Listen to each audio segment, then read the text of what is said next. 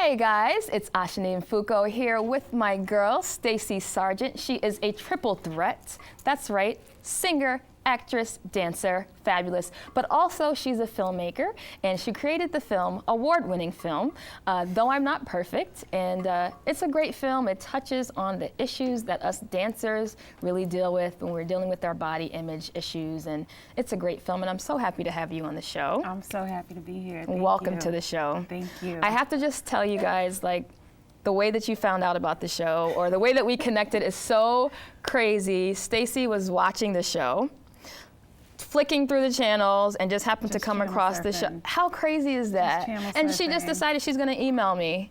Absolutely, because you're fabulous. Oh, Stacey, stop, Stacey, seriously.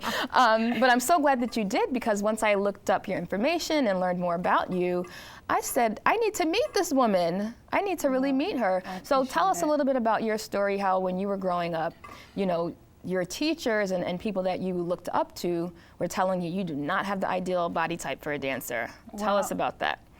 My parents put me in ballet classes when I was 3. And the school that I was attending had a children's program, a children's company rather, and I wanted nothing more than to be in this company. And when I was 9, the artistic director of the school, who was my favorite teacher, called my mom and I in for a meeting and went on and on and on about how talented I was, but said that I was too fat and I needed to lose weight. And this was a revelation to me, because I just danced because I loved it, and I wasn't thinking about what my body was looking like in relation to being too fat.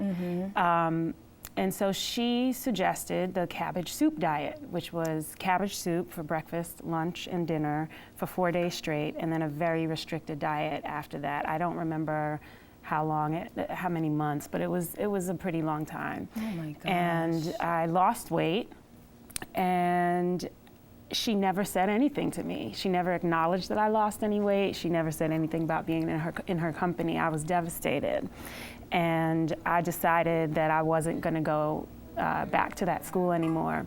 And then through my academic school, there was a dance program in that school, and one of the teachers there taught at another well-known school, and I auditioned and got in, and they put me in the beginner class.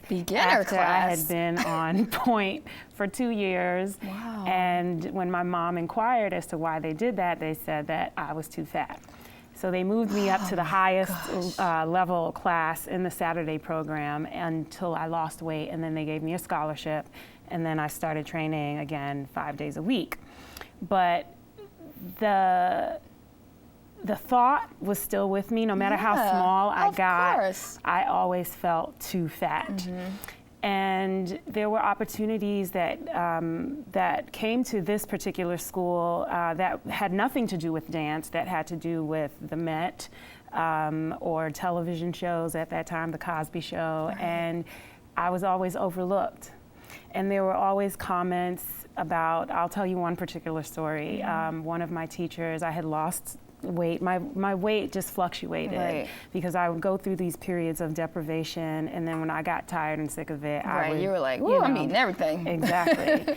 So at one of my lower weights, I was trying on a ballet skirt for a recital, and I was looking at myself in the mirror, just unsatisfied with what I was seeing, and one of my teachers saw that, and she said, well, it's good that you're not satisfied. That means you'll lose more weight. Oh my God, this is devastating for a young dancer. Yes, I think at that age, I was probably 14 or 15, and you know, a lot of people ask me, well, where were your parents in all of this? And there was so much shame that I was carrying. I never told my parents these stories when my teachers would say certain things to me, because I knew that they would pull me out of the school right away. And you wanted to keep dancing. And I wanted to dance. Fast forward to high school, I ended up going to High School of Performing Arts for voice. I played piano. In my senior year of high school, I started hanging around with a lot of the drama majors, and I was like, oh my God, I want to act. This is it. So I auditioned for musical theater programs because I had no acting training, but I knew how to dance and sing, and ended up going to Syracuse University, and came out and got my equity card a week before I graduated, actually. Oh my gosh. And I've been a performer, actress, singer, dancer since. Ever since. You've been on television and films. I mean, you've traveled all over the world. So it's kind of like, okay, apparently those teachers from back in the day, it's like you didn't know what you were talking about because you've been so successful. So what I love is that you didn't say, okay, well, I showed them. You know, now I'm successful. They were wrong. I was right. Now I'm moving on. You said, wait a second. There are still young girls that are dealing with this every single day in the dance studios, in the schools, you know, and they need someone to help them and to encourage them, which is why you created the Though I'm Not Perfect film. So talk to us about the Though I'm Not Perfect film. Well, how I got the idea came to me. I was doing Damn Yankees at City Center in New York, starring Jane Krakowski and Sean Hayes, and I was having lunch outside with one of my cast members, and we were talking about how we got into the industry. And while I'm telling her my story, I look up and I'm looking at Carnegie Hall, which is where the studio that I first started training at was housed in. Right. And I said to myself, I said, oh my God, had I listened to these people, I would literally not be where I'm standing today. And I said, I need to tell this story because we give away so much of our power as kids to our teachers. We want nothing more than to please them, and they have the key to our dreams. And even though I was telling myself I'm to this, I'm to that, and I was not good enough, that was what I believed, but there was also, I don't know what you want to call it, but this inner knowing, this inner drive that I had, because I knew at a very early age what I wanted to do. Right. And even though I did not become a ballerina, I'm actually happy that happened, that all of these things happened, because now I'm a dancer, a singer, and an actress, and now a filmmaker. And I think that my experience has only enriched my life, and it's made me a better actress, actually, I think.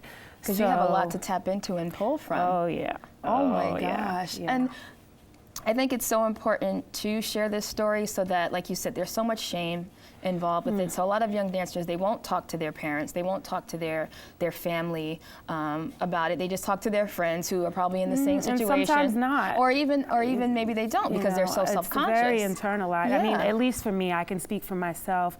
Actually, when I came out with the film, one of my best friends who I trained with called me and said, I had no idea that you were going through this.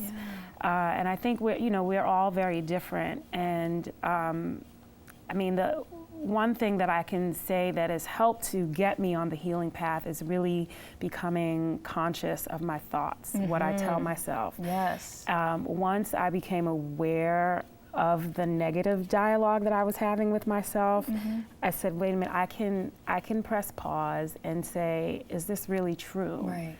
And just really start to analyze what I'm saying to myself about myself. Right. And you don't have to believe what other people are saying to you about yourself. You can change that. And that's the thing, is when you're young, you believe the grown-ups. Right. But what I would like to encourage is to start getting kids to ask questions. Yeah. And say, well, why?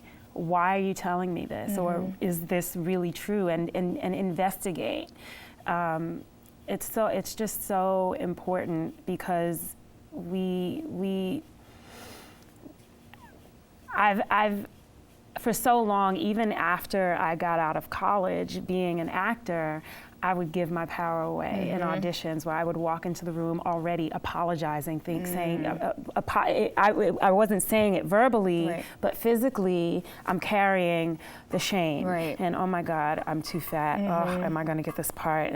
I should be smaller. Oh, if I didn't eat that. Or, or even my relationship to food. It's like every time I eat, I'm apologizing or thinking I shouldn't be eating this. Right. Which is not a healthy dialogue to be having internally. No. And I don't know. I mean, I'm not so much in the dance world now, and I know that there are a lot of wellness programs attached to schools, but when I was coming up, there was no education about nutrition and about the body and how magnificent these bodies are, and that they're precious. They're precious. We need to take good care of them, mentally and to and learn physically. how to take care of them instead of just saying lose weight. I don't know what that means. Right. As what does a child. that mean? Like I'm growing. How am I going to lose weight? How does that happen? Right. You know. I love maybe it. I'm not supposed to be this a size, whatever. Yeah. But so what is healthy for me? Right. You know. So right. all of these things are I just want to use this film to start this dialogue. That's great, and I'm so glad that you did that. And I thank you for coming on the show. Thank you for emailing me. Thank you for watching the show. And thank you for coming on, so people can learn more about the film at though-I'm-not-perfect.com. Exactly. Right? Yes. And you guys definitely want to check that out because it's going to be inspiring, it's going to be empowering, and you should share it with young dancers out there who need to learn this.